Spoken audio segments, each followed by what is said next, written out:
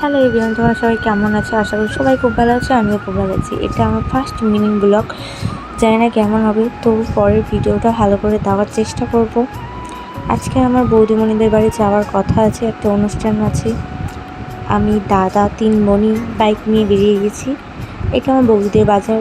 দাদা মিষ্টি কিনছিল, আমরা 3 বোন দাঁড়িয়ে গল্প করছিলাম।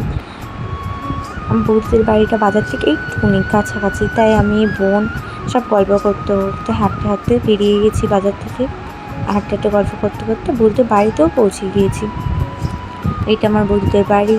আমরা পৌঁছেই ছোট্ট একটা কচি মতন ভাই আছে, তার সাথে গল্প করছিলাম, কত কিউট না। তারপর মা মিষ্টি দিল, সেটা সবাই মিলে খাচ্ছিলাম।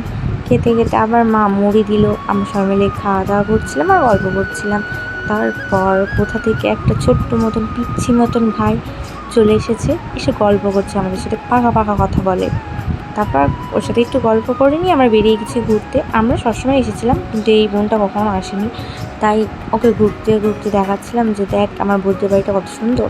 আর আমার বৌদিদের বাড়ি থেকে টিসা একটুখানি দেখা যায়, তাই ওকেও দেখাচ্ছিলাম কত সুন্দর একটা জায়গা।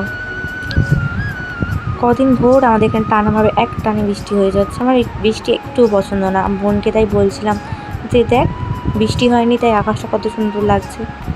আবার ওকে ট্রেন যাচ্ছিলো দেখাচ্ছিলাম। তারপর ওর গল্প করতে তো পৌঁছে গিয়ে ছাদের উপর অনেকক্ষণ গল্প ফটো তুলেছি। তারপর বৌদির খাওয়া দাওয়া হয়ে গেছে, আমরা আড্ডা মারছিলাম। তারপর আমরা নিজেরাই খেতে বসে পড়লাম।